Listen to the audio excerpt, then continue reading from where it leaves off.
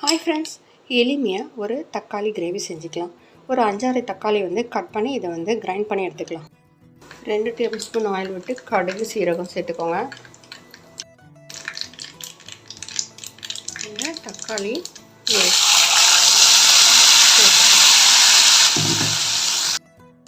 தக்காளி விழுத சேர்த்துக்கோங்க.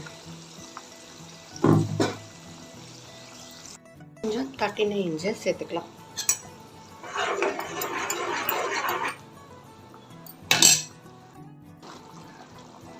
கொஞ்சம் மிளகாய் பொடி, தனியா பொடி, காஷ்மீரி மிளகாய் பொடி, குழம்பு மிளகாய் பொடி சேர்த்துக்கலாம்.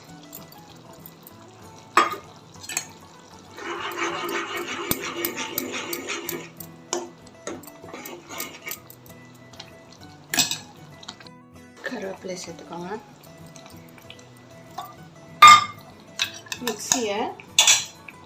மிக்ஸி ஜாரை கலம்பி சேர்த்துக்கலாம். கொஞ்சம் கொதிச்சு வரட்டும். நல்லா கொதிச்சு வரட்டும். பூரி போட்டு எடுத்துக்கலாம். அவ்வளோதான் ஃப்ரெண்ட்ஸ், சூப்பராக ரெடி ஆகிடுச்சு. கொத்தமல்லி சேர்த்து இறக்கிடலாம்.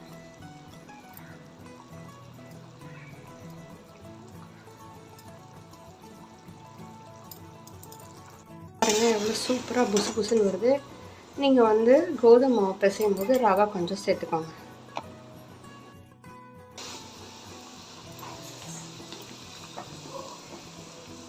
பூரி பார்த்திங்களா புசு புசுன்னு வருது. நீங்கள் பூரி மாவு பிசையும் போது கொஞ்சம் ரவை சேர்த்து பிசைஞ்சு எடுத்துக்கோங்க.